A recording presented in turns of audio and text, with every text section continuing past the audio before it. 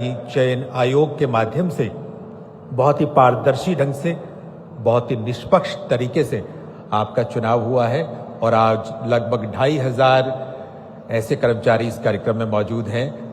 केवल कर्मचारी नहीं, उनके माता पिता, उनके अभिभावक और उनकी जीवन संगनियां या जीवन साथी, उनको भी अवसर मिला है इस कार्यक्रम में आने का और इसके लिए सचमुच हमें आभार व्यक्त करना चाहिए प्रदेश सरकार का, माननीय मुख्यमंत्री महोदय का। इतने भव्य कार्यक्रम का हिस्सा हम सब बने हैं और इसके लिए हम आभार व्यक्त कर दें माननीय मुख्यमंत्री जी का। तालियां जरा एक बार फिर से जोरदार हो जाएं।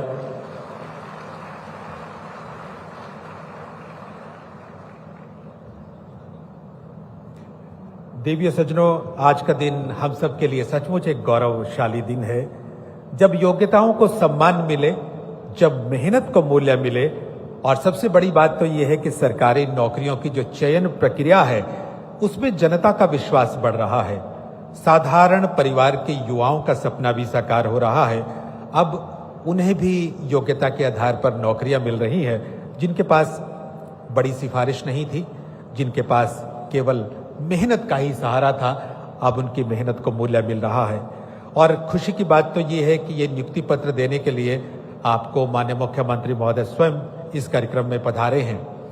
ये नियुक्ति पत्र मिलना जिंदगी का सचमुच एक बहुत ऐसा अवसर होता है जो भुलाया नहीं जा सकता। ये सिर्फ कागज का टुकड़ा नहीं हुआ करता, बल्कि हमारी मेहनत, हमारे धैर्य, हमारी ईमानदारी का परिणाम भी होता है, जो किसी पद को पाने के लिए हम करते हैं। और आज आप सब यहाँ मौजूद हैं, आपके चेहरों पर जो लाली दिखाई दे रही है, जो खुशी दिखाई दे रही है, आपके माता पिता आपके साथ जो बैठे हैं उनकी आंखों में जो हर्ष दिखाई दे रहा है और आपके भाई बहन, वो भी निश्चित तौर पर आज आह्लादित होते हैं। और भाई बहन ही क्यों, आपके गली मोहल्ले वाले, सब में एक संदेश जाता है कि प्रदेश में अब चयन प्रक्रिया बदली है, अब योग्यताओं को सम्मान मिल रहा है। अब पर्ची की जरूरत नहीं है, अब खर्ची की जरूरत नहीं है, अब मेरिट देखी जाती है, अब प्रतिभा देखी जाती है, अब योग्यता देखी जाती है, अब काबिलियत देखी जाती है। देवी और सज्जनों, ये बात छोटी नहीं है, कहने में बहुत आसान है, लेकिन बात ये बहुत बड़ी है। तालियां इस बात के लिए हो जानी चाहिए।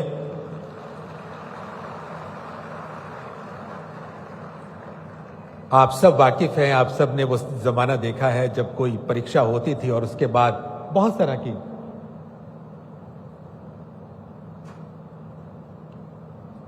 तो आज हम सब के लिए सचमुच एक सौभाग्य का दिन है, बहुत ही खास दिन है। तो देवी और सज्जनों, एक बार फिर से आप सबका भी स्वागत है और स्वागत करते हैं हम मंच पर आसीन सभी गणमान्य अतिथियों का। मैं माननीय मुख्य सचिव महोदय से निवेदन करूंगा कि वो बुके देकर माननीय मुख्यमंत्री महोदय का स्वागत करें। फूलों के साथ स्वागत माननीय मुख्यमंत्री महोदय का माननीय अनुराग रस्तोगी साहब कर रहे हैं और तालियों के साथ स्वागत आप सब कर दीजिए। अब मैं अनुराग रस्तोगी साहब से एक बार फिर से निवेदन करता हूं कि हमारी अपनी जो परंपरा है उसके मुताबिक अंग वस्त्र के साथ सम्मान करें मुख्यमंत्री महोदय का। और फूलचंद मीना साहब, आपसे मैं निवेदन करता हूं कि आप माननीय अनुराग रस्तोगी साहब का सम्मान करें और तालियों के साथ स्वागत सम्मान आप सबकी तरफ से। हम इस कार्यक्रम में स्वागत करते हैं मुख्यमंत्री महोदय के ओएसडी श्री भोपाल सिंह खत्री साहब का, मेयर पंचकुला श्री श्यामलाल बंसल जी का, अजय मित्तल साहब जो जिला अध्यक्ष भाजपा हैं, ओम प्रकाश देवीनगर जो अध्यक्ष हैं शिवालिक विकास बोर्ड के, और जिला प्रशासन पंचकुला के जो अधिकारीगण यहाँ मौजूद हैं और पुलिस विभाग के जो वरिष्ठ अधिकारीगण यहाँ मौजूद हैं। आप सबका इस कार्यक्रम में हम स्वागत करते हैं, अभिनंदन करते हैं। देवियों सज्जनों, सचमुच एक ऐसा मौका है, एक ऐसा अवसर है। ग्रुप डी के लगभग 2500 कर्मचारी आज इस कार्यक्रम में मौजूद हैं। आप सबके लिए, हम सब के लिए बहुत ही एक हर्ष का विषय है। ये कार्यक्रम क्या है, इस कार्यक्रम का मकसद क्या है और ये परिचयात्मक कार्यक्रम किन उद्देश्यों को लेकर आयोजित किया गया है, मैं निवेदन करूंगा माननीय अनुराग रस्तोगी साहब से, आप पधारें, सभी गणमान्य अतिथियों का अभिनंदन भी करें और इस कार्यक्रम की रूपरेखा से भी हमें परिचित कराएं। माननीय रस्तोगी साहब।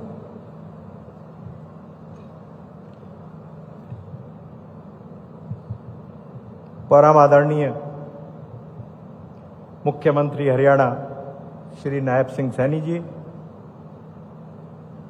मंचासीन महानुभाव, अधिकारीगण, ग्रुप डी के सभी नवनियुक्त अभ्यर्थीगण, उनके अभिभावकगण, आज जैसा आप सब देख रहे हैं कि आप लोगों के ज्वाइनिंग के समय, आप लोगों की नियुक्ति के समय स्वयं मुख्यमंत्री हरियाणा आप सबके बीच विराजमान है, तो उनका मैं हृदय की गहराइयों से आभार व्यक्त करता हूं कि उनका पूरा दिन कितना व्यस्त रहता है, ये हम सब जो स्टेज पर बैठे हैं उनको पता है। इतनी व्यस्तता के बावजूद उन्होंने आपके साथ इस खुशी के मौके पर आप सबकी खुशी साझा करने के लिए इजाज़त दी और यहाँ आए। मैं उनका स्वागत भी करता हूँ और हृदय से आभार व्यक्त करता हूँ। आज यहाँ उपस्थित सभी अभ्यर्थी जो हरियाणा सरकार में ग्रुप डी की भर्ती में नियुक्त हुए हैं, मैं उनको भी अपने ओर से हार्दिक बधाई देता हूं, हरियाणा सरकार की ओर से हार्दिक बधाई देता हूं और हरियाणा सरकार के परिवार में एक सदस्य के तौर पर ज्वाइन करने के समय मैं उनके परिवार को भी अपनी तरफ से बहुत बहुत बधाई देता हूं और ईश्वर से ये कामना करता हूं कि आप सबका भविष्य उज्जवल हो और आप मेहनत करते हुए हरियाणा सरकार को एक नई बुलंदियों की तरफ जाते हुए देखें।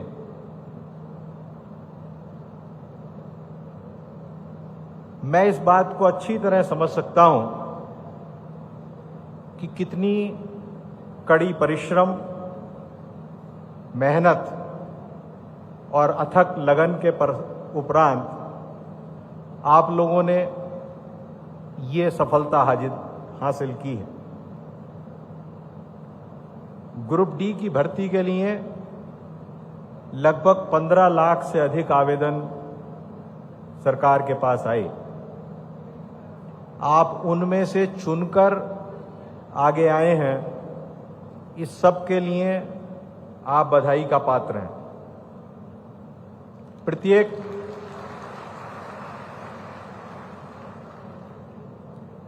प्रत्येक परिवार, खासतौर से माता पिता ये चाहते हैं कि जब उनके बच्चे पढ़ के आगे निकलें तो ना सिर्फ अपने परिवार की जिम्मेवारी उठाएं बल्कि उनका भी ध्यान रख सकें। तो कम से कम सरकारी सेवा में आने के उपरांत ये सुनिश्चित हो जाता है कि आप ये दोनों कार्य बहुत अच्छी तरीके से निष्पादित कर सकते हैं। एक प्रकार से आप लोगों को एक प्लेटफॉर्म मिल गया है आज, जिस प्लेटफॉर्म से आप आगे बढ़ सकते हैं। सर्वप्रथम तो मैं आप सभी से ये अनुरोध करूंगा कि आज इस शुभ अवसर पर आप एक प्रण लें कि आप का मुख्य विचार और आचार और व्यवहार आगे आने वाले 30 वर्ष 35 वर्ष जब तक आप सरकारी सेवा में हैं, जन सेवा का रहेगा और आप निरंतर प्रयत्न करेंगे कि जन सेवा के लिए जो आप अपनी तरफ से कर सकते हैं वो करें। साथ ही सर, मैंने एक शब्द भी इस्तेमाल किया कि प्लेटफॉर्म मिल गया है, उसको मैं स्पष्ट करना चाहूंगा। कुछ वर्ष पुरानी बात है, मैं तब ACS फाइनेंस था और एक नवनियुक्त सेवादार मेरे कार्यालय में मेरे साथ था। जब मैं थोड़े दिन उसको लगातार मैंने देखा तो मैंने नोटिस किया कि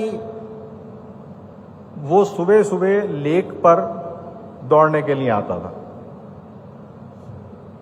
नेचुरली वो 25 साल का रहा हो, 27 साल का रहा हो, मैं तो चलता था, वो दौड़ता था। और ये देख के कि मुझे बिल्कुल नजदीक से क्रॉस ना करे, वो कभी इधर रुक जाता, कभी लेफ्ट में चला जाता। मैंने 4-5 दिन बाद उसको एक दिन बुला के पूछा कि क्या बात, तुम मेरे से कोई बात करना चाहते हो क्या? और सर उसने मुझे ये कहा कि जी मैं आपसे ये पूछना चाहता हूं कि ये आईएएस की परीक्षा कैसे देते हैं?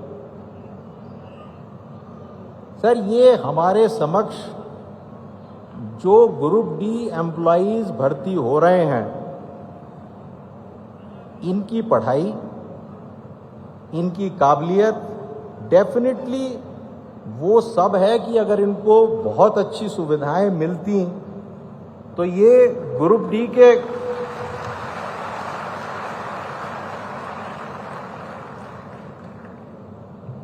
पद के अलावा अन्य बड़े पदों के लिए भी अप्लाई करते।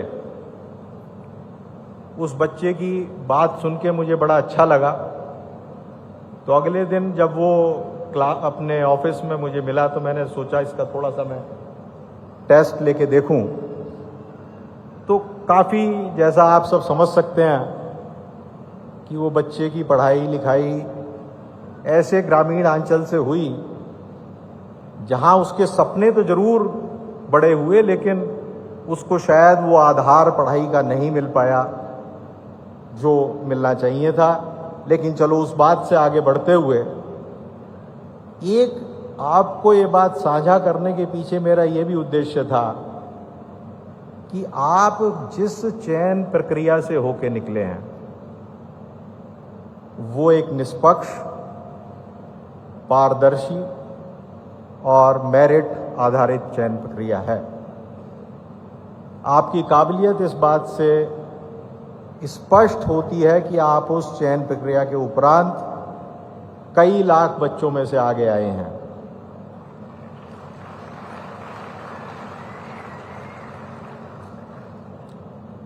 और एक चीज और आपसे साझा करना चाहूंगा कि पिछले कुछ वर्षों में जिन अभ्यर्थियों ने सरकार को ग्रुप डी की तरह ज्वाइन किया, ज्वाइन करने के बाद अधिकारियों के संपर्क के बाद उनका आत्मविश्वास और उनका मनोबल इतना बढ़ा कि उन्होंने उसके बाद अन्य पदों के लिए एग्जाम दिए, उनको क्लियर करा और यहां से ग्रुप डी की नौकरी छोड़ के वो अन्य पदों पर जाके लगे। मुझे पूरी उम्मीद है और विश्वास है कि आप जहां भी रहेंगे, जिस भी पद पर रहेंगे, अपनी छाप, अपनी मेहनत, अपनी इच्छा शक्ति, एक अनुशासन का परिचय, समयनिष्ठता, जिम्मेवारी की भावना, ईमानदारी, टीम के साथ काम करने की इच्छा शक्ति, इन सब चीजों का ऐसी उदाहरण और मिसाल पेश करेंगे कि आपसे ऊंचे पद पर बैठे अधिकारियों को भी ये फीलिंग आए कि कहीं आप उनसे ज्यादा काबिल तो नहीं।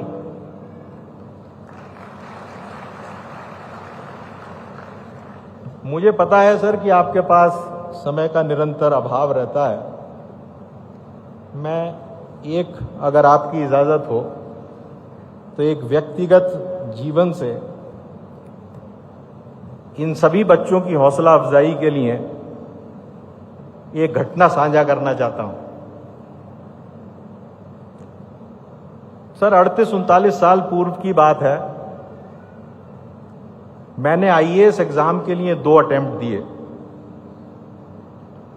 दोनों अटेम्प्ट प्रीलिम्स भी पास किया, मेंस भी पास किया, इंटरव्यू दिया, लेकिन रिटन और इंटरव्यू के मार्क्स मिलाकर मेरे मार्क्स इतने नहीं आए कि मुझे आईएएस या कोई अन्य एलाइड नौकरी मिल पाती। मेरे पास इंजीनियरिंग की शिक्षा के आधार पे मिलिट्री इंजीनियरिंग सर्विस की नौकरी थी। वहां शायद अगर आप में से कुछ लोगों की बैकग्राउंड डिफेंस की रही हो तो आप जानते होंगे कि आर्मी को 2 इंजीनियरिंग विंग सपोर्ट करती हैं, एक सिविलियन जो कि मिलिट्री इंजीनियरिंग सर्विस कहलाते हैं और एक कोर ऑफ इंजीनियर्स जो कि मिलिट्री से आते हैं। वहां जो मेरे बॉस थे उनका नाम था कर्नल रविंदर कुमार। धीरे धीरे वाकफियत होती गई, शायद कहीं ना कहीं उनको मेरे अंदर कोई अच्छाई नजर आई और एक दिन उन्होंने मेरे से मेरी पास्ट हिस्ट्री पूछी। पूछने के बाद वो बोले कि कितने अटेम्प्ट आईएएस में दिए जा सकते हैं। उस समय इनकी संख्या निर्धारित थी, 3 अटेम्प्ट दिए जा सकते थे। तो बोले अभी तो तुम्हारा 1 अटेम्प्ट बचा है, क्यों नहीं देते? मैंने बताया कि जी अब थोड़ा सा हौसला बचा नहीं है, मन एक तरीके से ये कहता है कि शायद मेरी काबिलियत उतनी नहीं है कि मैं अल्टीमेटली सेलेक्ट हो पाऊं। और उन्होंने मुझे एक शेर उस समय कहा जो कि निरंतर उस दिन से आज तक मेरे साथ है। अगर आप सबने से किसी ने कोई नाम सुना हो, मिर्जा आजिम बेग, उनका एक शेर था, गिरते हैं शह सवार ही मैदान जंग में, गिरते हैं शह सवार ही मैदान जंग में, वो तिफल क्या गिरे जो घुटनों के बल चले।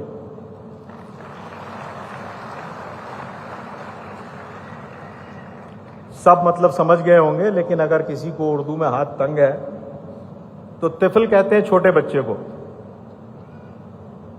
कहने का अर्थ यह था कि लड़ाई के मैदान में गिर वही व्यक्ति सकता है जो किसी सवार के ऊपर बैठा हुआ हो, जो घुड़सवारी कर रहा हो। वो छोटा बच्चा जो कि चलता ही सिर्फ घुटनों पे है, वो क्या गिरेगा। तो ये हमेशा याद रखें कि अगर आप मेहनत करेंगे, अगर आप प्रयास करेंगे, तो कोई भी चीज ऐसी नहीं जो कि आप हासिल ना कर पाए। इस बात को ध्यान रखते हुए अपने कैरियर की शुरुआत करें। आपके सामने मैं खड़ा हूं, मैंने उसके बाद आईएएस का 3रा अटेम्प्ट दिया, सेलेक्ट हुआ और लगभग 37 साल की नौकरी अब मैं कर चुका हूं, 36 साल की, और रिटायरमेंट के नजदीक पहुंच गया। तो आप सब लोगों का मैं ये आह्वान करना चाहूंगा कि प्रण लें कि आप जो भी करेंगे मेहनत से करेंगे, अच्छा करेंगे और कभी भी अपना और अपनी टीम का मनोबल गिरने नहीं देंगे। धन्यवाद। जय हिंद।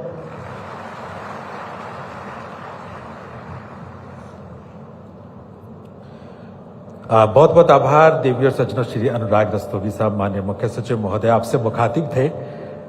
सरकारी सेवा की कार्य संस्कृति से, सरकारी प्रशासनिक व्यवस्था से, सेवा आचरण से और जनहित के प्रति जो उत्तरदायित्व हैं उनसे तो हमें परिचित करा ही रहे थे, बल्कि अपने जीवन के अनुभवों के माध्यम से कितनी प्रेरक बातें हम तक पहुंचाई हैं। बहुत बहुत आभार श्रीमान आपका। देवी और सज्जनों, आपको बताएं कि नवंबर 2024 में सरकार ने एक और ऐतिहासिक फैसला लिया था। आरक्षित वर्ग के अंतर्गत आने वाले सभी पात्र वर्गों को समान रूप से आरक्षण का लाभ मिले, इसके लिए अनुसूचित जातियों को 2 वर्गों में बांटा गया था, वंचित अनुसूचित जाति और अन्य अनुसूचित जाति। बहुत खुशी की बात है कि इन भर्तियों में, आपकी भर्तियों में आपको इसका लाभ मिला है। यानी अंत्योदय का जो सपना था, जिसे कभी पंडित दीनदयाल उपाध्याय जी ने देखा था, वो सचमुच मौजूदा सरकार के कार्यकाल में साकार होता हुआ दिखाई दे रहा है, धरातल पर उतरता हुआ दिखाई दे रहा है। बिना पर्ची बिना खर्ची, आखिर क्या है ये चयन प्रक्रिया?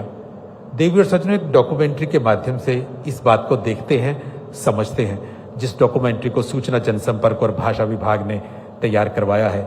आइए देखते हैं ये वृत्त चित्र।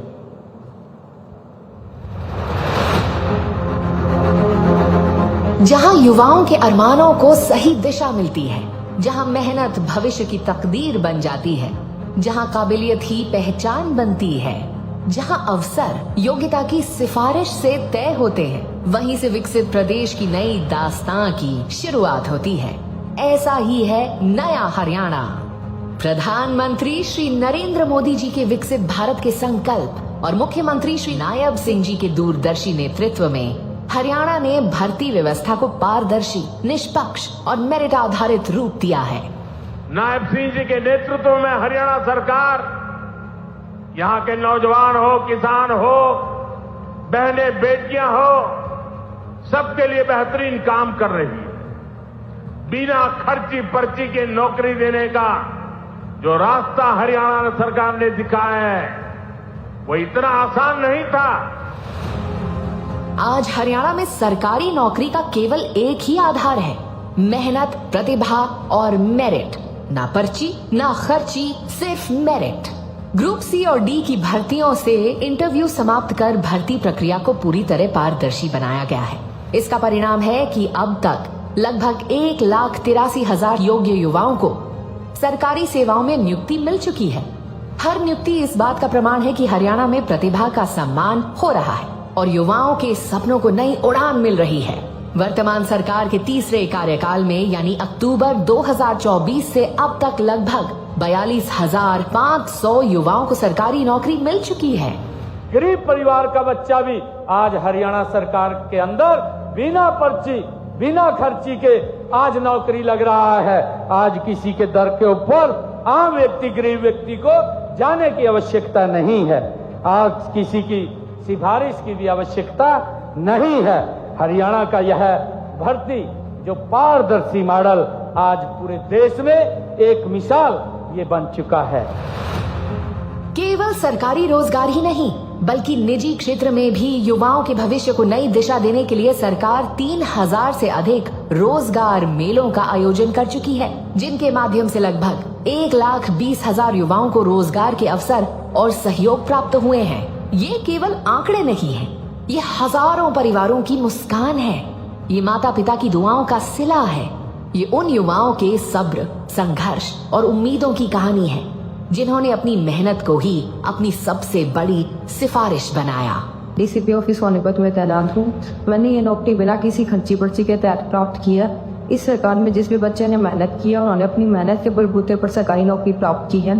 इस नौकरी की वजह से मेरे और मेरे परिवार का फ्यूचर सिक्योर हो गया है, जिसके लिए मैं हरियाणा सरकार का धन्यवाद करना चाहता हूँ। जितने दिनों की मेहनत थी वो आज साकार हो गई है। अब हमारे देश का भविष्य बदल रहा है, युवाओं का भविष्य बदल रहा है। कॉमन एंट्रेंस टेस्ट यानी सीईटी में लाखों युवाओं की उत्साहपूर्ण भागीदारी इस बात का प्रमाण है कि प्रदेश के युवाओं का भरोसा पारदर्शी व्यवस्था पर लगातार मजबूत हुआ है। गांव-गांव में प्रतियोगी परीक्षाओं की तैयारी का माहौल बना है, क्योंकि हर युवा जानता है कि उनकी मेहनत ही उनकी सबसे बड़ी सिफारिश है और उनकी योग्यता ही उनकी सबसे बड़ी पहचान।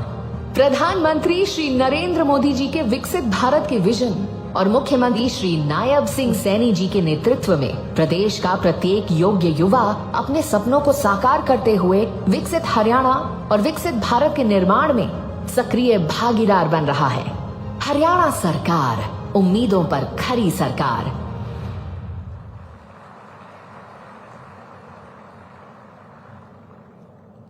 देवियों सज्जनों, इस डॉक्यूमेंट्री के माध्यम से आपने इस चयन प्रक्रिया के बारे में जाना है। अक्टूबर 2025 के बाद सरकारी सेवा में ग्रुप डी में जो कर्मचारी आए हैं, आप सब यहाँ पर मौजूद हैं। आप में से अक्टूबर 2025 में 96 कर्मचारियों का चयन हुआ। जून 2026 में अभी हाल ही में 2,260 कर्मचारियों का चयन हुआ और जुलाई 2026 में 498 कर्मचारियों का चयन हुआ। इस तरह से 2,854 कर्मचारी ग्रुप डी में अक्टूबर 2025 के बाद चयनित हुए हैं, जो इस कार्यक्रम का हिस्सा बने हुए हैं। आप में से 6 कर्मचारियों को प्रतीक स्वरूप माननीय मुख्यमंत्री महोदय स्वयं अपने कर कमलों से आपके नियुक्ति पत्र प्रदान करेंगे। आपसे अनुमति लेते हुए सर मैं उनको आमंत्रित कर रहा हूं। मैं आमंत्रित कर रहा हूं श्री रणदीप नाहर को, श्री प्रिंस जी को, योगेश कुमार जी को, मैडम अर्चना सैनी जी को, मोहम्मद वसीम जी को और श्री संदेश जी को। आप सब कृपया मंच पर आएं। बारी बारी से आपका नाम पुकारा जाएगा और आपको बहुत ही खास अवसर अपनी जिंदगी का आज महसूस होगा। माननीय मुख्यमंत्री महोदय स्वयं आपको आपका नियुक्ति पत्र प्रदान करेंगे। देवी और सज्जनों, जिस दिन किसी कर्मचारी के हाथ में नियुक्ति पत्र आता है, उससे बेहतर समय, उससे बेहतर पल, उससे बेहतर क्षण अपनी जिंदगी में वो कभी महसूस नहीं कर सकता। और आज इन 6 कर्मचारियों को आप में से जो रैंडम रूप से चुने गए हैं, ये नियुक्ति पत्र माननीय मुख्यमंत्री महोदय के कर कमलों से प्रदान किए जाएंगे। सबसे पहले रमनदीप नाहर, आप रमनदीप जल्दी से आएंगे और निवेदन करूंगा कि नियुक्ति पत्र दिए जाएं। सबसे पहले रमनदीप आ रहे हैं और माननीय मुख्यमंत्री महोदय अपने कर कमलों से अन्य गणमान्य अतिथियों के साथ ये नियुक्ति पत्र प्रदान करेंगे। आइए रमनदीप नाहर, तालियां जरा जोरदार। और इनके बाद प्रिंस,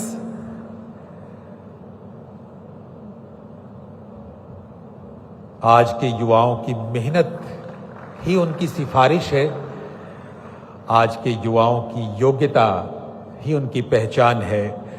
प्रिंस आपके सामने। प्रिंस के बाद योगेश कुमार, यानी अब भाई भतीजावाद नहीं, अब कोई क्षेत्रवाद नहीं, अब कोई जातिवाद नहीं, अब ना पर्ची है ना खर्ची है। इसके प्रमाण है योगेश कुमार आपके सामने। तालियां आप सबकी तरफ से। योगेश के बाद मैडम अर्चना सैनी, तालियां आप सबकी तरफ से। योगेश इस समय अपना नियुक्ति पत्र ले रहे हैं और इनके बाद मैडम अर्चना सैनी। योग्यता की जीत है, प्रतिभा की जीत है, काबिलियत की जीत है, मेरिट की जीत है और उसका प्रमाण ये सब कर्मचारी आपके सामने। इसके बाद मोहम्मद वसीम, तालियां होनी चाहिए जोरदार आप सबकी तरफ से। और मोहम्मद वसीम के बाद श्री संदेश।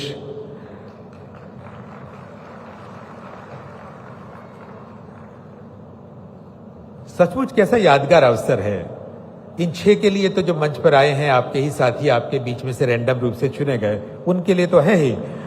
देवी और सज्जनों, आप सबके लिए भी है। आप भी महसूस कीजिए इस क्षण को। तालियां जरा जोरदार हो जाएं। बहुत बहुत आभार मुख्यमंत्री महोदय आपका। सचमुच आपने जीवन का वो क्षण उपहार के रूप में इन कर्मचारियों को दिया है जिसे जिंदगी भर ये भुला नहीं पाएंगे। आपका बहुत बहुत आभार। देवी और सज्जनों, माननीय मुख्यमंत्री महोदय ने युवाओं से एक वादा किया था। चुनाव परिणाम आने के बाद मुख्यमंत्री पद की शपथ मैं बाद में लूंगा, पहले 25,000 उम्मीदवारों को नियुक्तियां दूंगा। देवी और सज्जनों, जो कहा वो कर दिखाया, जो वादा किया वो निभाया। सचमुच हरियाणा सरकार ने देश के युवा पीढ़ी को आगे बढ़ाने का काम किया है, उन्हें सक्षम बनाने, उनके उज्जवल भविष्य को मेरिट नीति से सुनिश्चित करने की कोशिश की गई है। आज हरियाणा बन चुका है युवाओं की उम्मीदों का प्रदेश। आज हरियाणा बन चुका है उन्नति की अनंत संभावनाओं का प्रदेश। आज हरियाणा बन चुका है विकास की नॉन स्टॉप गति का प्रदेश, और जिनके द्वारा इस काम को आगे बढ़ाया जा रहा है। माननीय मुख्यमंत्री महोदय, देवी और सज्जनों हमारे बीच में हैं। आपकी जोरदार करतल ध्वनि के साथ मैं उनको आमंत्रित कर रहा हूं। सर आप आए और अपना संदेश, अपना आशीर्वाद सभी नवचयनित इन कर्मचारियों को दें। तालियां जरा जोरदार।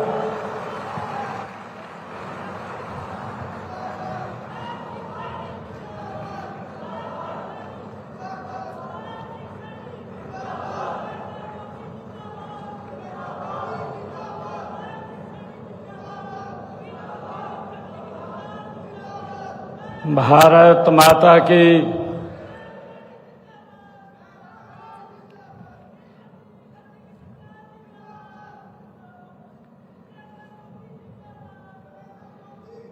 आज नवनियुक्त हमारे ग्रुप डी के सभी कर्मचारियों के बीच में आकर के मुझे बहुत ही गर्व महसूस हो रहा है। आज इस अवसर पर हमारे चीफ सेक्रेटरी अनुराग रस्तोगी जी, हमारे commissioner and secretary HRD Phoolchand Meena ji, हमारे डायरेक्टर HRD इमरान मोहम्मद रजा जी, हमारे जिला के अध्यक्ष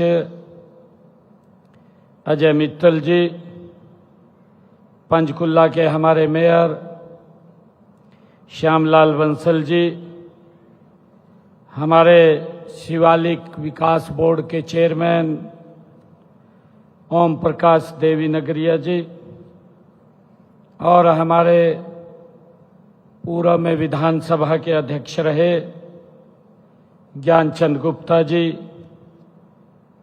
आज मुझे ये बहुत ही गर्व की अनुभूति हो रही है कि आज गुरु पूर्णिमा का पावन पर्व है। मैं आप सबको गुरु पूर्णिमा के पावन पर्व की बहुत बहुत बधाई और शुभकामनाएं देता हूं।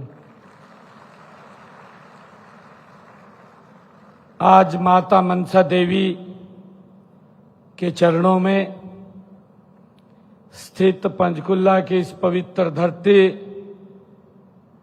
और आप सभी के नवनियुक्त साथियों के बीच मुझे आकर के बहुत ही गौरव की अनुभूति महसूस हो रही है। साथियों, मैं हरियाणा के हजारों परिवारों की आंखों में साकार हुए सपने मैं देख रहा हूं। साथियों, आज आपके हाथ में जो नियुक्ति पत्र है, यह साथियों आपकी मेहनत का ये सम्मान है। साथियों, इसके पीछे आपके माता पिता की ये तपस्या का परिणाम है और ईमानदारी व्यवस्था में आपके विश्वास की ये जीत है। साथियों, आज आपके परिवारों में उत्सव का माहौल है। मैं चाहता हूं कि ये उत्सव केवल नौकरी मिलने तक उत्सव न रहे, बल्कि ये जनसेवा का संकल्प लेने का ये उत्सव बने। साथियों, अपनी मेहनत, अपनी प्रतिभा के बल पर सरकारी नौकरी प्राप्त करने वाले मैं आप सभी 3,556 हमारे नौजवान साथियों का आज जो ग्रुप डी की इस नौकरी में आपका सिलेक्शन हुआ है, मैं आप सबका अपनी ओर से अभिनंदन भी करता हूं, आप सबका वंदन भी करता हूं, आप सबको बहुत बहुत बधाई भी देता हूं। साथियों, मुझे दो बात याद आ रही है कि हर ख्वाब को हकीकत मिली है। हर ख्वाब को हकीकत मिली है, हर आंख में उजियारा है। साथियों, मेहनत करने वाले हर युवा का अब अपना बुलंद सितारा है। साथियों, न खर्ची चली न पर्ची चली, बस मेहनत का सम्मान है। यही भरोसा, यही सुशासन हरियाणा सरकार की पहचान है। साथियों, विचार कीजिएगा, जरा सोचिएगा, आप में से किसी के पिता किसान हैं, आप में से किसी के पिता मजदूर का काम करते हैं। न गर्मी देखी न सर्दी देखी, बस पसीना बहाया। साथियों, ताकि आपके सपनों को पंख लग सकें। किसी बहन ने अपनी जरूरतें रोक दी, अपने सपने टाल दिए। साथियों, ताकि भाई की परीक्षा की तैयारी में कोई कमी न रह जाए। साथियों, कितनी माताओं ने मंदिर में दिए जलाए, हाथ जोड़े, हर दुआ में आपकी सफलता मांगी। साथियों, आज मैं आपसे एक बात कहना चाहता हूं कि उन दीपकों की लो बेकार नहीं गई। उन आंसुओं की कीमत चुकी, उन प्रार्थनाओं को अवसर मिल गया। इसीलिए आपकी इस सफलता पर जितना आपका अधिकार है, उतना ही अधिकार आपके माता पिता, आपके परिवार का भी है। साथियों, मैं उन सब माता पिताओं को भी प्रणाम करता हूं जिन्होंने कठोरतम कठिन हालात के बावजूद भी आपका हौसला नीचे नहीं होने दिया, उसको आगे बढ़ाने का काम किया है। आज गुरु पूर्णिमा है। सबसे प्रथम गुरु हमारा अगर कोई होता है, हमारे माता पिता होते हैं, जो हमें उंगली पकड़ करके चिल्लाना सिखाते हैं। मैं उसकी भी पुनः आप सबको बहुत बहुत बधाई देता हूं। साथियों, हम सब जानते हैं कि एक समय ऐसा साथियों था जब हरियाणा में सरकारी नौकरी का नाम आते ही सामान्य परिवार चिंता में पड़ जाता था। दिक्कत हो जाती थी परिवार के सामने। लोगों के मन में सवाल उठता था, किसकी सिफारिश ढूंढे। ये चर्चा होती थी, किस प्रभावी व्यक्ति को उसके दरवाजे पर जाएं, कितने पैसे का प्रबंध करें। साथियों, ये चिंता होती थी। नौकरियों पर कुछ परिवारों का, कुछ क्षेत्र में साथियों और सत्ता से जुड़े हुए लोगों का कथित अधिकार, उन्होंने इसको समझ लिया था कि इसके ऊपर हमारा अधिकार है। साथियों, हम देखते थे कि उस अधिकार के बाद जब हम देखते थे तो योग्यता पीछे खड़ी रहती थी। साथियों, पर्ची भी चलती थी, खर्ची भी चलती थी, परिवाद व क्षेत्रवाद आगे चलते थे। भर्ती की सूचियों में मेहनत से अधिक पहुंच चर्चा की होती थी। उस व्यवस्था ने साथियों केवल युवाओं से उनके अवसर नहीं छीने, बल्कि उनके माता पिताओं का भी भरोसा तोड़ने का काम किया है। साथियों, हरियाणा की प्रतिभा का अपमान किया है। हम देखते हैं ऐसा दौर था। साथियों, आज मैं बड़े विश्वास के साथ और बड़े फख्र के साथ, बड़े गर्व के साथ भी साथियों आज ये कहना चाहता हूं कि जिन लोगों ने सरकारी नौकरियों को अपनी जागीर समझा, उनकी राजनीति अपने परिवार से शुरू होकर के साथियों अपने परिवार पर ही समाप्त हो जाती थी। अपने परिवार से शुरू होते थे, अपने परिवार पे ही समाप्त होती थी। साथियों, वे पारदर्शी भर्ती की हमारी व्यवस्था को साथियों कभी समझ ही नहीं सकते, वो कभी नहीं समझ सकते। साथियों, उन्होंने युवाओं के सपनों पर अपनी दलाली की दुकानें चलाई हैं।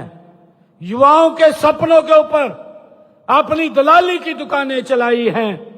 साथियों, वे आज हमसे रोजगार का हिसाब मांगते हैं। साथियों, मैं आप लोगों को कहना चाहूंगा, मैं ये भी आप लोगों से पूछना चाहता हूं कि जब सत्ता, साथियों उन लोगों से मैं ये कहना चाहता हूं कि जब सत्ता आपके हाथ में थी, तब गरीब का बेटा बिना सिफारिश के नौकरी क्यों नहीं लगा? मैं उन लोगों से पूछना चाहता हूं। और साथियों, उस समय एक विशेष क्षेत्र और एक विशेष परिवार से जुड़ा होना योग्यता का सबसे बड़ा प्रमाण वो बनता था। साथियों, नौकरियां सार्वजनिक अवसर के बजाय राजनीतिक कृपा का साधन क्यों बन गई थी, इसे हमें समझने की जरूरत है। साथियों, हमने सत्ता संभालते ही देश के यशस्वी प्रधानमंत्री आदरणीय नरेंद्र मोदी जी के नेतृत्व में साथियों ये स्पष्ट कर दिया कि अब हरियाणा के किसी भी नौजवान के भविष्य किसी नेता की जेब में रखी पर्ची तय नहीं करेगी कि साथियों उसका भविष्य, उसकी मेहनत, उसकी साथियों योग्यता और उसकी प्रतिभा ही तय करेगी कि बच्चा सरकारी नौकरी के अंदर लगेगा। साथियों, मुझे खुशी है हमने भर्ती के संस्कार को बदला है। अभी आप डॉक्यूमेंट्री फिल्म देख रहे थे, आदरणीय प्रधानमंत्री जी ने अभी जींद के अंदर आए थे, वहां भी उन्होंने इस बात का जिक्र किया है। आदरणीय प्रधानमंत्री जी ने कहा कि ये बिना पर्ची बिना खर्ची ये साधारण कार्य नहीं था। साथियों, बहुत बड़ा कार्य ये था, इसको बदलना, और हमने इसके संस्कार को बदला है साथियों। और हमने कहा न पर्ची चलेगी न खर्ची चलेगी, अब तो केवल बच्चे की मेहनत चलेगी। साथियों, आज गरीब का बेटा सीना तान करके कहता है कि मेरे पास कोई सिफारिश नहीं थी।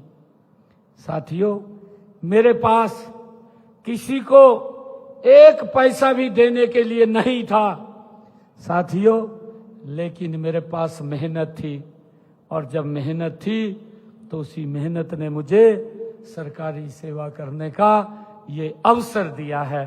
साथियों, ये संस्कार हमने बदलने का काम हमारी सरकार ने किया है। साथियों, हमारी यह व्यवस्था केवल भर्ती प्रक्रिया नहीं है, यह सामाजिक न्याय का एक जीवंत अभियान भी है। साथियों, जब किसी साधारण परिवार का बच्चा बिना सिफारिश नौकरी पाता है, तब केवल एक व्यक्ति की नियुक्ति नहीं होती, उस परिवार का आत्मविश्वास का वो भी बढ़ता है, उसका भी नियुक्त होता है। साथियों, जब किसी दूर दराज गांव की बेटी अपनी योग्यता के आधार पर सरकारी सेवा में आती है तो साथियों तब केवल एक कर्मचारी कार्यालय नहीं पहुंचता, पूरे गांव की बेटियों के सपनों को नए पंख मिलते हैं। साथियों, जब एक मजदूर का बेटा मेरिट के आधार पर साथियों नौकरी पाता है, तब उसके घर में केवल वेतन नहीं आता, व्यवस्था पर विश्वास लौट करके आता है। साथियों, इस प्रकार का सिस्टम खड़ा करने का काम किया है। आज आप सरकारी सेवा में प्रवेश कर रहे हैं, मैं आप सबको बहुत बहुत बधाई और शुभकामनाएं देता हूं। साथियों, याद रखिएगा कि सरकारी कर्मचारी होना आजीविका के साथ लोक सेवा का भी दायित्व है। इस बात को याद रखिएगा। आपके माध्यम से मेज तक पहुंचने वाली प्रत्येक फाइल के पीछे साथियों किसी नागरिक की आशा होती है। साथियों, किसी विधवा की पेंशन का मामला हो सकता है, किसी किसान की समस्या हो सकती है, किसी दिव्यांग व्यक्ति की सहायता का प्रश्न हो सकता है। साथियों, आप जैसे ही किसी युवा के भविष्य से जुड़ा प्रमाण पत्र हो सकता है, आपके लिए वह कागज साथियों हो सकता है, लेकिन उस नागरिक के लिए साथियों उसका पूरा जीवन होता है। साथियों, इसीलिए उस फाइल के पीछे छिपी उम्मीद को आप पहचानिए। और साथियों, मैं कहना चाहूंगा कि जब आप उस उम्मीद को पहचानेंगे, पंडित दीनदयाल उपाध्याय जी कहा करते थे कि सरकार का हर निर्णय अंत्योदय की भावना से होना चाहिए। और साथियों, इसलिए आप कोई भी निर्णय लेते हैं तो सबसे साथियों वो समय सबसे गरीब और कमजोर व्यक्ति का चेहरा आप याद कर लीजिएगा और सोचें कि आपके निर्णय से उसके जीवन में क्या बदलाव आया है, क्या परिवर्तन आया है। साथियों, इस बात को जरूर सोचिएगा। यह विचार केवल बड़े नीति निर्माताओं के लिए नहीं है। साथियों, मैं कहना चाहूंगा यह प्रत्येक सरकारी कर्मचारी के लिए उसका मार्गदर्शन मंत्र है। साथियों, मैं चाहता हूं कि आप सभी एक संकल्प अवश्य लें। आपके कार्यालय से कोई भी व्यक्ति यह महसूस करके वापस न जाए साथियों कि उसकी बात को सुनने वाला कोई नहीं है। मेरा ये आप लोगों से आग्रह है, जो नागरिक आपके पास आता है साथियों वह किसी मजबूरी में ही आपके पास आएगा, और इसलिए उसकी बात को धैर्यपूर्वक सुनिए, उसे सम्मान दीजिए और बार बार वो चक्कर ना लगाने पड़े उसको मजबूर मत कीजिएगा। साथियों, याद रखिएगा कि नियम जनता की सुविधा के लिए बनाए जाते हैं, जनता को परेशान करने के लिए सरकार नियम नहीं बनाती है। साथियों, मेरा आग्रह है, हम सब देखते हैं कि सरदार वल्लभ भाई पटेल ने लोक सेवकों उनके शासन व्यवस्था को मजबूत आधार बताया है। साथियों, लेकिन मजबूत आधार वही बन सकता है जिसमें ईमानदारी, अनुशासन, संवेदनशीलता और साथियों कर्तव्य निष्ठा हो। आप किसी भी पद पर रहें, मैं आप सब युवा साथियों से कहना चाहूंगा कि आप किसी भी पद पर रहें, आपका काम छोटा नहीं होता।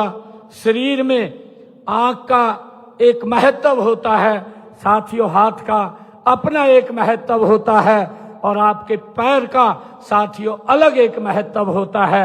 इसी प्रकार से ये जो शासन व्यवस्था है, शासन व्यवस्था में भी प्रत्येक कर्मचारी का साथियों अपना एक महत्व होता है।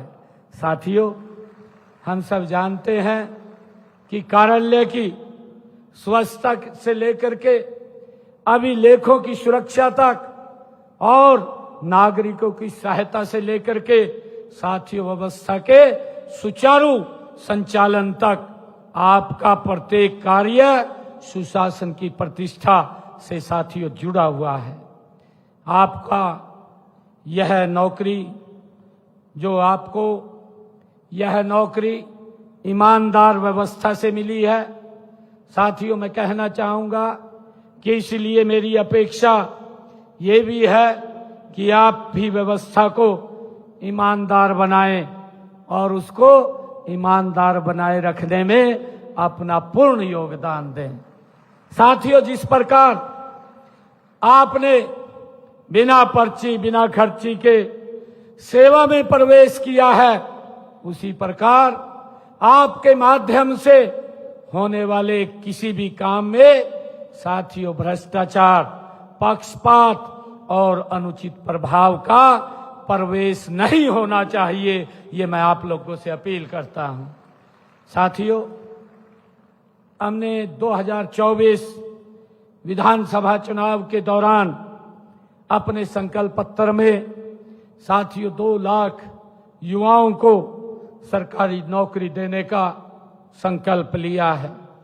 मुझे बताते हुए आज आप लोगों के बीच में खुशी हो रही है कि हमने पिछले 1.5 वर्षों के अंदर लगभग हरियाणा में 42,500 युवाओं को हरियाणा सरकार में बिना पर्ची बिना खर्ची के नौकरी देने का काम किया है। साथियों, अगर मैं 11.5 वर्षों की बात करूं, 11.5 वर्षों के अंदर लगभग 2 लाख नौकरी हरियाणा सरकार के अंदर देने का काम हमारी सरकार ने किया है। साथियों, अगर आप लोग आज देखेंगे, एक छोटे गांव के अंदर भी जाएंगे, अगर बात करेंगे, छोटे गांव से भी 3-4 युवा ये बात कहने वाले मिलेंगे कि हमें बिना पर्ची बिना खर्ची के नौकरी मिली है। साथियों, अगर बड़े गांव के अंदर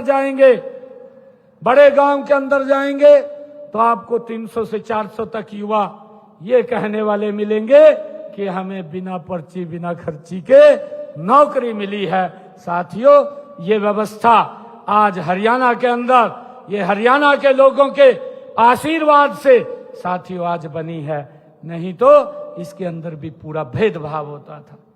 एक क्षेत्र से साथियों आ जाते थे, परंतु आज अगर आप कहीं भी देखेंगे, समान रूप से पूरे हरियाणा प्रदेश से बच्चों को आज अवसर मिल रहा है। साथियों, मैं ये भी कहना चाहता हूं कि आप जानते हैं कि पहले की जो सरकारों में कैसे ठेकेदारों के हाथों साथियों हमारे युवाओं का शोषण होता था। उनको मानदेय भी पूरा नहीं मिलता था, घूमते रहते थे। परंतु हमने युवाओं के इस दर्द को साथियों समझा और उनको शोषण से बचाने के लिए केवल निगम ही नहीं बनाया, बल्कि कानून बना करके साथियों उनके भविष्य को सुरक्षित करने का काम ये हमारी सरकार ने किया है। साथियों, अब उनको भी रिटायरमेंट तक कोई हटा नहीं पाएगा, उस व्यवस्था को हमने किया है। साथियों, गत वर्ष जुलाई में हमने ग्रुप सी का सीटी करवाया था, जिसके तहत साथियों दूसरे चरण में विभिन्न पदों की भर्ती वो प्रक्रिया चल रही है। साथियों, हमने युवाओं को विदेशों में कि हम हमारे युवाओं को विदेशों में भी अगर कोई जाना चाहे, उसका भी अवसर सरकार युवाओं को देने का काम कर रही है। मुझे खुशी है आज आप लोगों के बीच में इस बात को शेयर करते हुए कि शिक्षा रोजगार दिलाने के लिए हमने विदेश सहयोग विभाग बनाया है और लगभग हमने इसके माध्यम से दुबई के अंदर हरियाणा के हमारे 210 युवाओं को भेजने का काम किया है। उनको ऑफर लेटर मिले हैं और इसी प्रकार 390 युवकों को साथियों 2 चरणों में इजराइल भेजे जा चुके हैं, जहां हर महीने वो हमारे युवा साथी लगभग 3.5 लाख रुपए से अधिक वो साथियों कमा रहे हैं। साथियों, इसी प्रकार हमने Japan, Israel, Dubai, Oman, Germany, Canada के लिए भी अभी 7,000 से 600 के करीब हमारे साथियों युवाओं की वो प्रक्रिया चल रही है। हमने कि हमारा युवा वो डंकी रूट से बाहर ना जाए, उससे बचाने के लिए अवैध एजेंटों को, उनके खेल को साथियों खत्म करने के लिए हमने कानून बनाया है, ताकि कोई भी हमारा युवा डंकी रूट से ना जाए, उसकी व्यवस्था भी साथियों हमने की है। हमारे लिए साथियों परीक्षा और भर्ती ये पवित्रता केवल प्रशासनिक विषय नहीं है, युवाओं के भविष्य और विश्वास का साथियों ये प्रश्न है। नीट यूजी परीक्षा में अनियमितताओं के आरोप साथियों सामने भी आने पर देश के यशस्वी प्रधानमंत्री आदरणीय नरेंद्र मोदी जी ने, साथियों सरकार ने, यह केंद्र सरकार ने इस मामले में साथियों दबाने का काम नहीं किया, बल्कि इसकी व्यापक जांच करवाई है। अभी मैं आप लोगों को कहना चाहता हूं कि हमारे सभी युवा साथी आप लोग बैठे हैं, अभी नीट के उस परीक्षा को लेकर के एक बहुत बड़ा एजिटेशन दिल्ली में हुआ, और साथियों मुझे बड़ा दुख भी है इस बात का कि हमारा जो विपक्षी दल है, विपक्षी दल जो ये बात कहता है, जैनजी की बात करता है, मैं आज उन लोगों को एक बात पूछना चाहता हूं।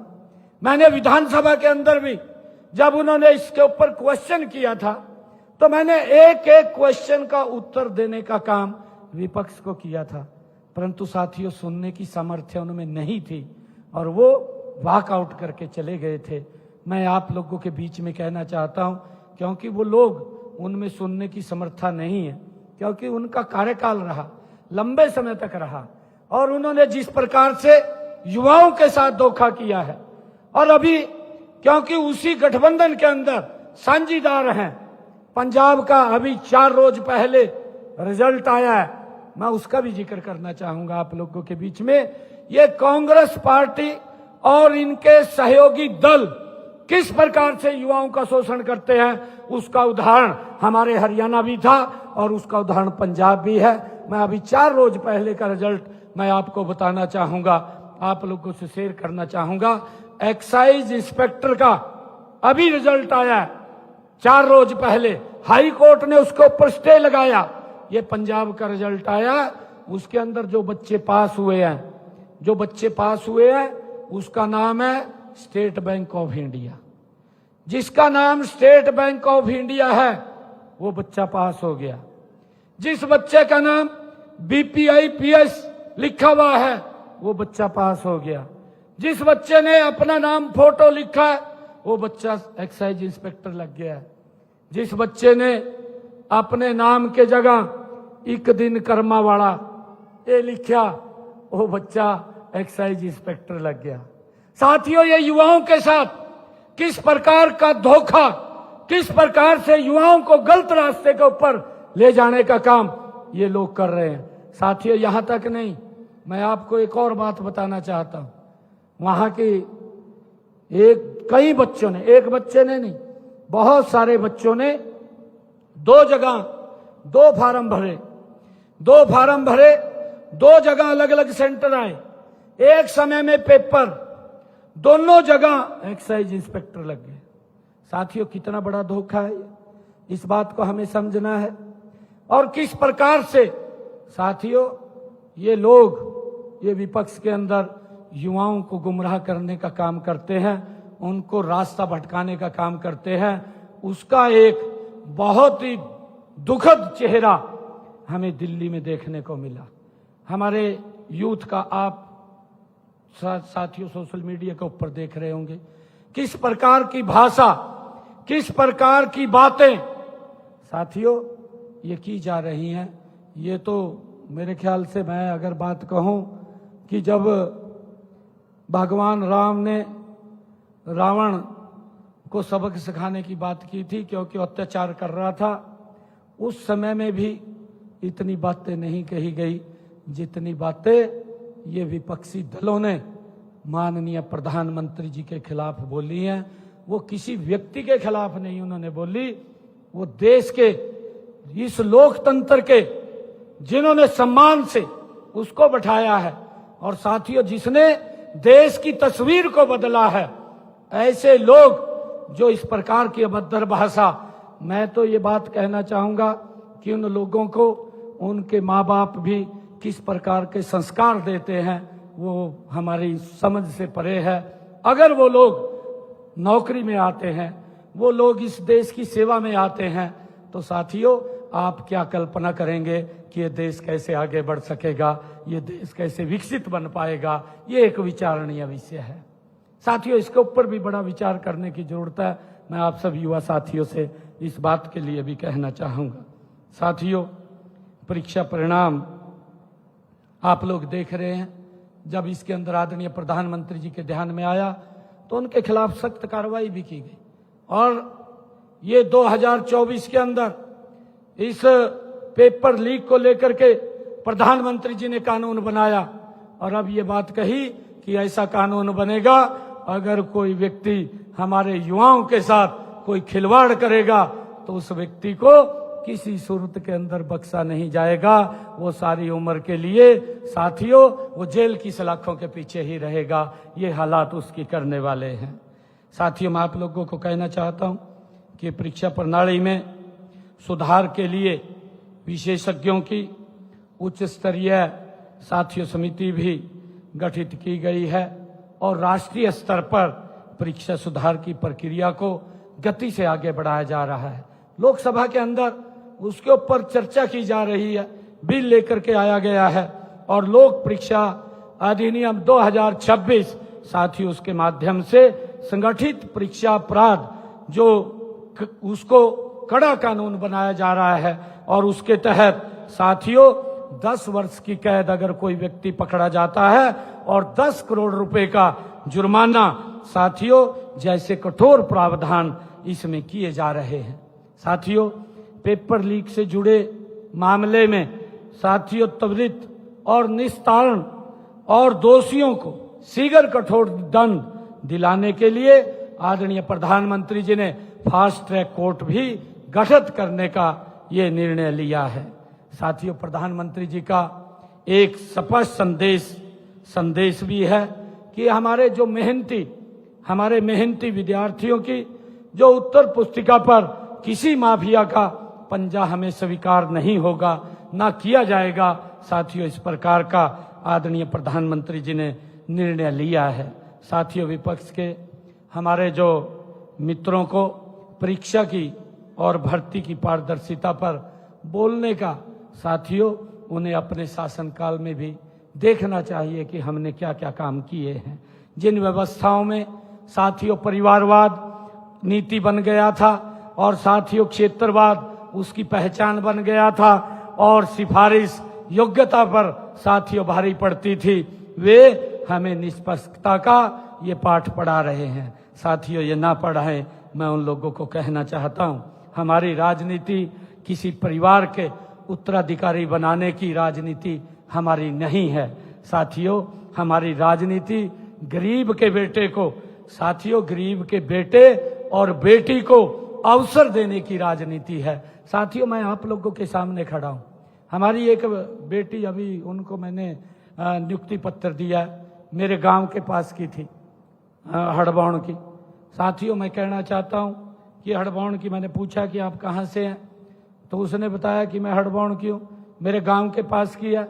साथियों, कोई कल्पना भी नहीं कर सकता था कि मैं मुख्यमंत्री बन जाऊंगा। एक साधारण परिवार, गरीब परिवार का बेटा। साथियों, ये भारतीय जनता पार्टी है, ये नरेंद्र मोदी है साथियों, जो इस प्रकार से गरीब व्यक्ति को आगे बढ़ाने का काम साथियों करते हैं।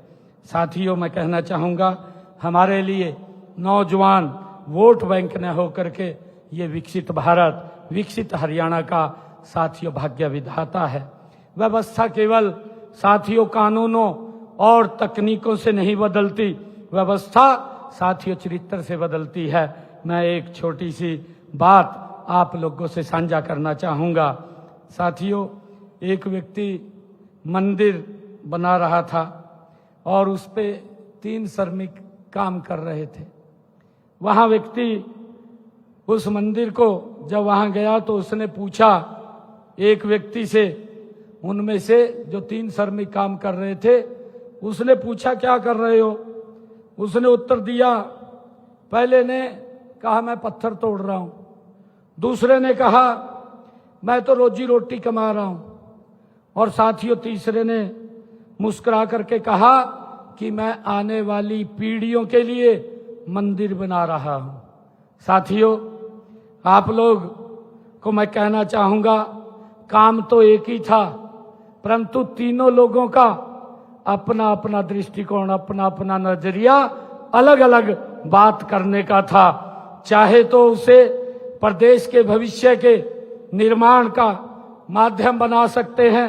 साथियों, आप भी चाहे अपनी ड्यूटी को केवल 8 घंटे की नौकरी मान सकते हो, और चाहे उसको प्रदेश का भविष्य तय करके आप उसको आगे बढ़ा सकते हो। साथियों, मुझे पूरा विश्वास है कि आप अपनी सेवा को तीसरे श्रमिक की तरह आप बड़े उद्देश्य के साथ उसको जोड़ेंगे, ऐसा मेरा विश्वास है।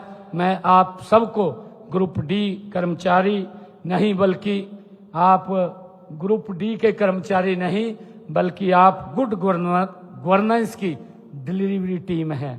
साथियों, ग्रुप डी नहीं, आप गुड गवर्नेंस की साथियों डिलीवरी टीम है। मैं ये मानता हूं, जानता जनता सबसे पहले साथियों आपसे मिलती है, आपके व्यवहार से सरकार का चेहरा वो पहचानती है। यदि आप मुस्कुरा करके किसी नागरिक की मदद करते हैं तो सरकार के प्रति उसका विश्वास कई गुना बढ़ जाता है। साथियों, याद रखिए, राम सेतु की भी एक शिला हट जाती तो सेतु कमजोर पड़ जाता। साथियों, उसी प्रकार शासन व्यवस्था में भी कोई कर्मचारी छोटा नहीं होता, सबकी अपनी भूमिका होती है, कोई व्यक्ति छोटा नहीं है। साथियों, हर व्यक्ति इस शासन व्यवस्था के अंदर महत्वपूर्ण है। हर व्यक्ति की, साथियों, हर कर्मचारी की जिम्मेवारी महत्वपूर्ण है। हर योगदान साथियों राष्ट्र की नींव का एक मजबूत आधार भी है। साथियों, आज आप स्वयं से मैं ये कहना चाहूंगा कि आप स्वयं से 3 संकल्प लेकर के यहां से जाइएगा कि मैं अपने दायित्व से कभी समझौता नहीं करूंगा। साथियों, मैं किसी नागरिक के साथ कभी भेदभाव भी नहीं करूंगा, और साथियों मैं भ्रष्टाचार को न स्वीकार करूंगा और न सहन करने दूंगा। साथियों, ये संकल्प लेकर के हम यहां से जाएंगे। मैं एक बार फिर आप सभी नवनियुक्त कर्मचारियों और आपके परिजनों को हार्दिक बधाई और शुभकामनाएं देता हूं। आपका भविष्य उज्जवल हो, आपकी सेवा साथियों निष्कलंक हो, और आपका प्रत्येक कर्म हरियाणा के विकास को एक नई गति देने का काम करे। इसी मंगल कामना के साथ आप सभी को मैं बहुत बहुत बधाई और शुभकामनाएं देता हूं। इन्हीं शब्दों के साथ जय हिंद, जय हरियाणा, जय भारत।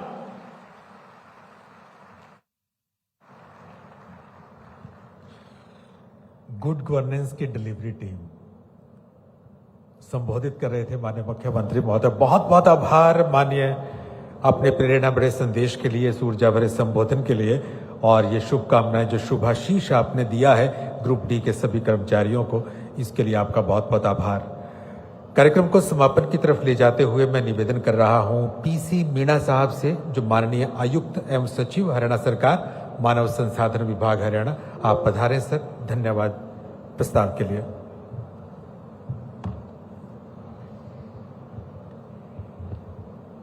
आज ग्रुप डी कर्मचारियों के इस राज्य स्तरीय इंडक्शन कार्यक्रम के मुख्य अतिथि माननीय मुख्यमंत्री हरियाणा श्री नायब सिंह सैनी जी, मंचासीन सभी माननीय अतिथिगण, मुख्य सचिव महोदय श्री अनुराग रस्तोगी जी, वरिष्ठ अधिकारीगण, यहाँ सभी उपस्थित नवनियुक्त ग्रुप डी के कर्मचारी, उनके अभिभावक, संबंधीगण, मीडिया के प्रतिनिधिगण तथा उपस्थित सभी देवियों सज्जनों, आज के इस गरिमामय राज्य स्तरीय इंडक्शन कार्यक्रम के सफल आयोजन पर मैं मानव संसाधन विभाग की ओर से आप सभी का हार्दिक आभार व्यक्त करता हूं। सबसे पहले मैं माननीय मुख्यमंत्री जी का हृदय से धन्यवाद करता हूं कि आपने बहुमूल्य समय निकालकर इस कार्यक्रम की शोभा बढ़ाई, साथ ही अपने प्रेरणादायी एवं मार्गदर्शक उद्बोधन से इन नवनियुक्त कर्मचारियों का उत्साहवर्धन किया। आपके विचार निश्चित रूप से इन सभी कर्मचारियों को ईमानदारी, कर्तव्य निष्ठा और जनसेवा की भावना के साथ कार्य करने के लिए प्रेरित करते रहेंगे। आज का ये कार्यक्रम केवल नियुक्ति का ही उत्सव नहीं है, बल्कि माननीय मुख्यमंत्री जी के कुशल नेतृत्व में हरियाणा सरकार की पारदर्शी, निष्पक्ष और मेरिट आधारित भर्ती प्रणाली के प्रति जनता का अटूट विश्वास है। हमें विश्वास है कि आज से ये अपनी नई जिम्मेदारियां संभालने वाले सभी कर्मचारी जनसेवा को सर्वोच्च प्राथमिकता देंगे और प्रदेश की प्रगति में महत्वपूर्ण योगदान देते रहेंगे। इस कार्यक्रम के सफल आयोजन में सहयोग देने वाले सभी विभागों, विशेष तौर से पंचकुला जिला प्रशासन, पंचकुला पुलिस एवं प्रत्यक्ष और परोक्ष रूप से जुड़े सभी अधिकारियों और कर्मचारियों का मैं धन्यवाद करता हूं। जय हिंद।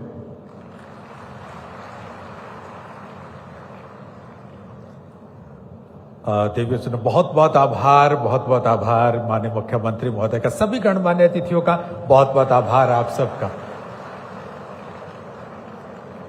बहुत बहुत आभार माननीय मुख्यमंत्री महोदय आपका। सचमुच बहुत प्रेरणा मिली है आपके इस आने से, और आप सबका भी बहुत बहुत आभार जो बहुत मन के साथ, बहुत अनुशासन के साथ इस कार्यक्रम के साथ